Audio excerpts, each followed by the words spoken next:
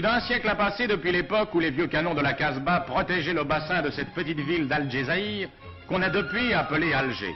Entre l'image de la Casbah et de son petit port de pirates, et la vision de la capitale d'aujourd'hui tiennent 100 ans d'histoire. 100 ans d'une histoire qui commence longtemps auparavant, avec la grande mosquée dont certaines pierres datent du XIe siècle, dont le minaret date du XIVe, qui fut remanié au XVIIIe et qui reste l'un des ensembles les plus complets de l'ancien refuge des pirates barbaresques. D'anciens documents nous la montrent en 1850, identique à ce qu'elle est aujourd'hui. Seul le décor dans lequel elle se dresse a changé. Maintenant, avec en vis-à-vis le nouveau palais de ligne classique connu sous le nom de palais consulaire, la résidence de la chambre de commerce, la grande mosquée garde au pied de la Casbah le sens et le visage de l'Alger des anciens âges. Elle a vu depuis le Xe siècle se succéder les éphémères dynasties locales. Elle a vu les barques des pirates. Elle a connu ces jours de sang et d'or dont son histoire est marquée à chaque page, jusqu'au jour de 1830 qui devait fixer son avenir. Derrière elle, la Casbah déroule ses lacis de ruelles pittoresques où se dressent avec la mosquée de Sidi Abderrahmane les minarets de 100 autres mosquées. Petite mosquée perdue dans le dédale des rues, surgie entre deux maisons, petite mosquée marquée de l'empreinte du XVIIe siècle qui les a vues naître, close toujours sur leur silence et comme parfumée de la piété des générations qui y passèrent. Petite mosquée qui garde dans leur chaux blanche et leur faïence bigarrée le charme obscur d'un passé magnifique.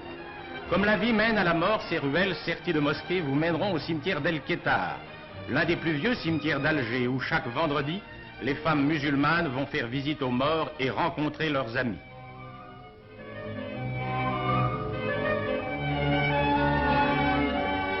Vestige de temps moins ancien, la mosquée Sidi Hamed dresse son dôme harmonieux du XVIIIe siècle devant les lignes nettes des bâtiments nouveaux qui abritent les sœurs dominicaines. Mais cette mystérieuse demeure de style turc qu'on croirait du même temps est une œuvre moderne, construite selon les plans traditionnels à l'aide de matériaux anciens. La maison du centenaire élevée en 1930 est comme le résumé parfait de l'habitation algéroise telle que la connurent les riches corsaires d'antan. L'archevêché, ancien palais arabe également du XVIIIe siècle, avec ses cours intérieures qui reçoivent et répandent la lumière, avec ses galeries et ses colonnades, avec ses fontaines dont le murmure accompagne tous les gestes de la journée, est peut-être à Alger le type le plus parfait du palais des princes de cette époque. Ces princes, d'ailleurs, ont construit d'autres merveilles. Le palais du Bardo offre le même spectacle opulent de patios, de galeries, d'encorbellements, de fontaines murmurantes. La maison arabe, close sur l'extérieur, comme on le voit ici, comme on le voit au palais d'été, s'ouvre au contraire à l'intérieur comme pour retenir la lumière. Le palais d'été, exemple comme le Bardo de style barbaresque du XVIIIe siècle, mais aménagé et modernisé vers 1900, conserve tous les principes de ces demeures parfaites conçues pour le secret et le charme de la vie orientale.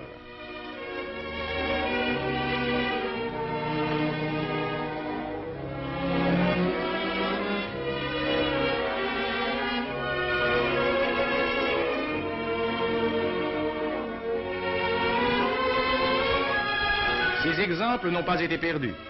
On a vu à notre siècle les architectes s'inspirer, comme dans la construction de la médersa, de l'exemple des bâtisseurs du passé.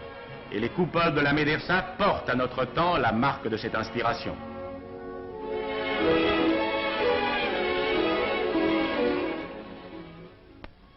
Dès l'apparition des Français avec le duc d'Orléans et ses successeurs, Alger s'étend et une ville française s'ajoute à la petite capitale barbaresque. De 1860 datent les boulevards et les rampes du port, ces architectures de magistrale tenue qui font de l'apparition d'Alger un spectacle inoubliable et qui s'augmentent de nos jours des constructions nouvelles comme l'hôtel Aletti. Du dernier siècle aussi date le lycée Bugeaud qui garde l'allure des architectures classiques, coin de France transplanté sous le ciel d'Alger. Mais au début du siècle, les architectes d'Alger prirent à cœur de s'inspirer du style régional. La préfecture, construite entre 1910 et 1913, reste l'un des exemples de cette adaptation du passé qui s'apparente au style hispano-mauresque. D'autres exemples se rencontrent dans Alger, au hasard des rues, dans cette portion que le premier quart du siècle vit s'élargir jusqu'à devenir une ville nouvelle soudée au vieil Alger. Style inspiré, mais où l'on ne retrouve plus la fraîcheur de l'inspiration ancienne, style un peu trop riche, un peu trop chargé, dont on voulut à cette époque faire un style algérien et dont le chef-d'œuvre, ou plutôt la pièce maîtresse, reste l'Hôtel des Postes, appelé plus communément la Grande Poste.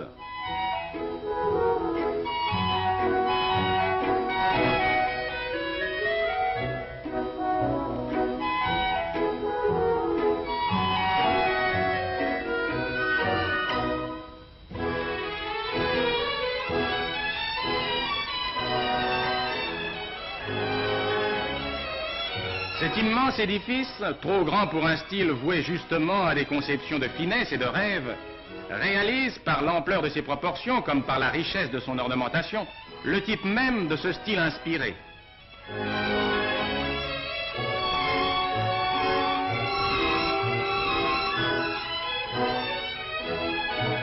Un autre règne devait un jour supplanter à Alger le règne du renouveau hispano-mauresque, celui de la logique aux lignes simples et droites, dont le classicisme pouvait admirablement s'harmoniser au ciel de l'Afrique du Nord.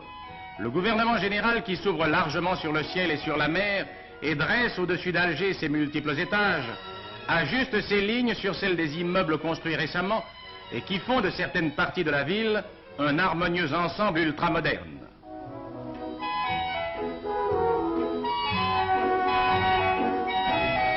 Rencontre d'architecture, rendez-vous de style. Sur les pentes verdoyantes qui entourent Alger, la ville continue à s'étendre dans cette variété savoureuse. Il n'est pas rare de rencontrer unis la maison andalouse, l'habitation mauresque et, sur la même rue suburbaine, la villa européenne de lignes modernes. Demeures diverses de lignes, et toutes de lignes heureuses rassemblées au cœur d'une ville que ces contrastes ne troublent pas et qui crée même de ces diversités de nouvelles harmonies. Villa des alentours d'Alger qui avait devancé les maisons des champs des seigneurs barbaresques, telle cette villa Arthur dont le spectacle donnera à chacun l'idée d'une vie parée de toutes les grâces, elle marque dans tous les sens la croissance ininterrompue de la très ancienne capitale.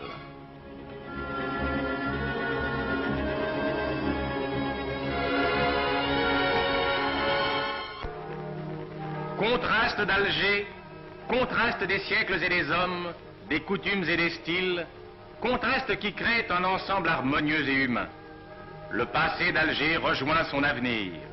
L'art arabe y retrouve l'art français. La foi musulmane y longe la chrétienté.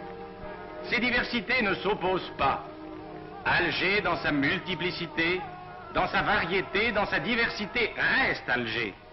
Une ville aux aspects infinis, où, sans heurts, la chanson des clochers peut se mêler dans un ciel éternellement pur à la voix des minarets.